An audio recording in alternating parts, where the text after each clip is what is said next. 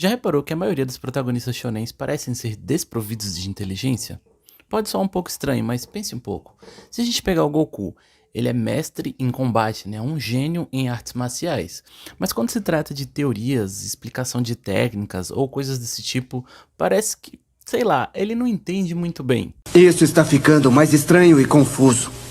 E ele não tá sozinho nessa. Se a gente for falar de Naruto, Luffy, Gon e vários outros personagens, a gente vai perceber essa certa tendência. Mas por que será que tantos protagonistas de anime shonen possuem essa característica, né?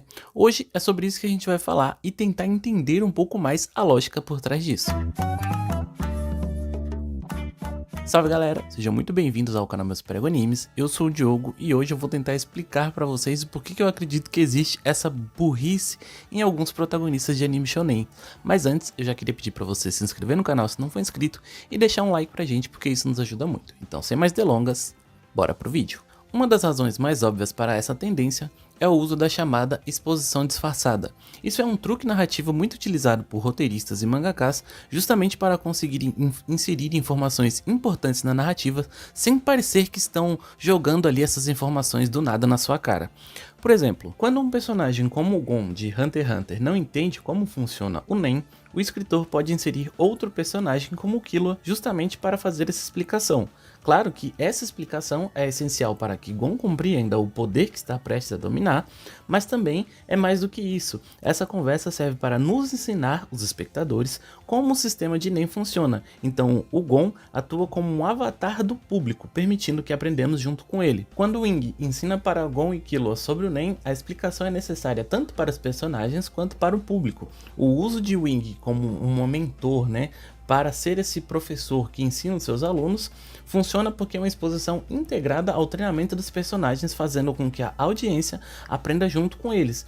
Um exemplo bem bacana também é o Fullmetal Alchemist, né? Os irmãos Eric ali, eles são prodígios e eles explicam muito bem essa questão da troca equivalente, como funciona a alquimia. Eles entendem sobre a alquimia, só que a conversa entre eles normalmente flui de uma forma em que eles estão estudando e eles vão aprendendo mais sobre a alquimia e com isso a gente aprende junto com eles. Então é uma forma muito inteligente de se usar esse truque, você entende? E em Naruto também é utilizado esse truque, né, esse recurso, só que você pode reparar que tem alguns momentos que não parece que funciona muito bem, ou que é bem utilizado. Em várias lutas em Naruto, os personagens interrompem a ação justamente para explicar detalhadamente como algum jutsu funciona. Então, essas explicações muitas vezes quebram o ritmo da cena de luta, que pode parecer desnecessário, né? Especialmente quando a audiência já entendeu ou não precisa de uma explicação que seja tão detalhada naquele momento que talvez é um momento de ação ou é um momento que você está preso ali, né, com o que está acontecendo. Então, você não quer que pare tudo aquilo para explicar o jutsu. Pode muito bem acontecer uma cena e você ver a explicação sobre esse jutsu ou sobre essa técnica um tempo depois, com personagens mentores como Kakashi ou algum outro personagem explicando. Só que em alguns momentos acontece justamente na cena e isso meio que fica parecendo ser forçado e parece só que a informação está sendo jogada na sua cara. Então a exposição disfarçada funciona como recurso, só que ela funciona muito melhor quando as informações são integradas de forma orgânica na narrativa.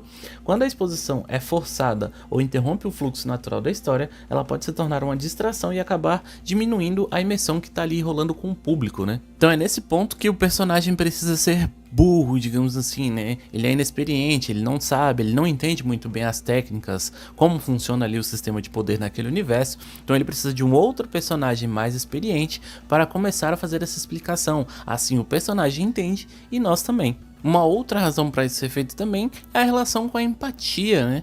Pensa comigo, o protagonista ele é super talentoso, é um prodígio, só que ele não possui falhas nenhuma, né? Então tudo ele aprende muito rápido, tudo ele consegue fazer muito bem, tudo ele já sabe, então assim, não cria uma conexão com o público, né? Você não consegue olhar para um personagem desse e se identificar, você se identifica com personagens mais falhos, né? Que precisam batalhar muito para aprender as técnicas, os jutsus, Rock Lee, por exemplo, é um exemplo de determinação, Naruto, Goku, como eu já citei.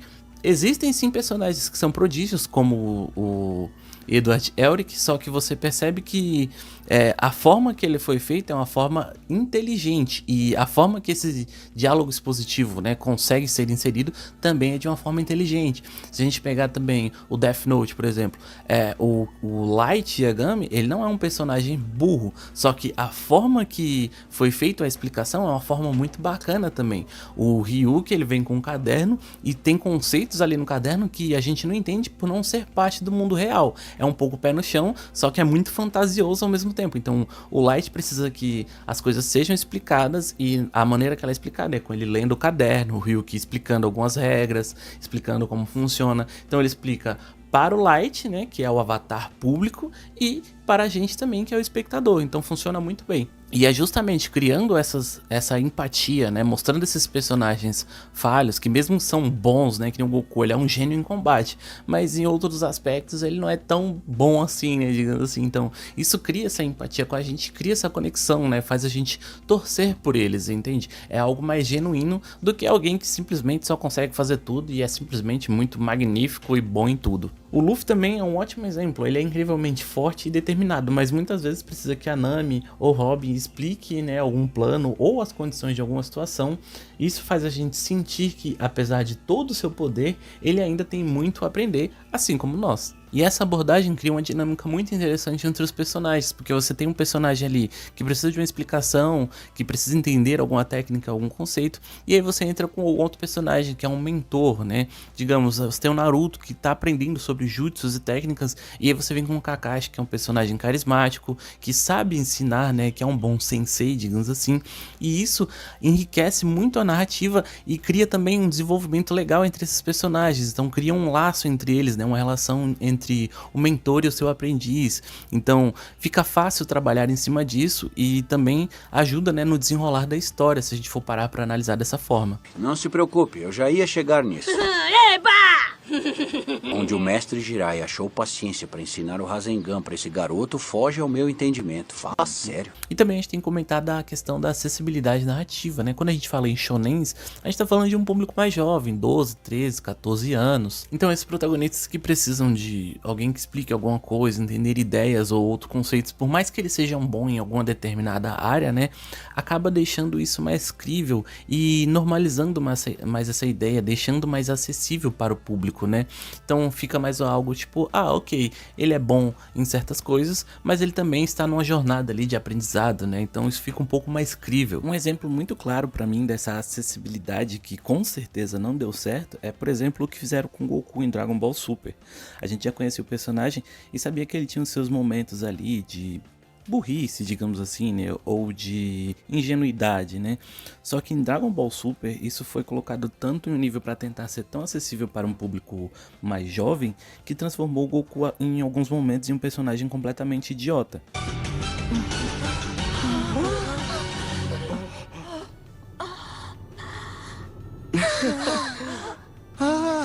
Caramba, Trunks, como você encostou sua boca na dela assim? Peraí, você nunca fez isso? Hã? Mas é claro que eu nunca fiz. Mas você não é casado? E o que é que uma coisa tem a ver com a outra? Esquece. Peraí, esquece? Como assim? Eu não entendi. Então da próxima vez que você assistir um anime shonen e perceber que o protagonista parece ser meio burro, se lembre que isso não é um erro, mas sim uma escolha deliberada dos criadores para poder facilitar a exposição, criar empatia, desenvolver relações e tornar a história um pouco mais acessível. Afinal, nem todos precisam ser gênios para serem heróis. E no fim das contas, esses heróis burros aí acabam conquistando aí nossos corações e faz a gente torcer por eles, acompanhar a sua jornada e muito mais. Então é isso. Por hoje é isso, galera. Eu quis trazer aqui alguns dos motivos que fazem, né, esses heróis serem meio burros, né? Mas e você? O que você acha? Tem alguns outros motivos que pra você faz sentido deixar o herói ser desse jeito? Pode ser só desleixo do autor? Pode ser um padrão ali que a indústria acabou normalizando? O que você acha? Deixa sua opinião aqui nos comentários, tá bom? Não esquece de se inscrever no canal, ativar o sininho. Deixa um like pra gente se gostou do vídeo, tá bom? Muito obrigado por estarem aqui. Vou indo nessa. E até o próximo vídeo.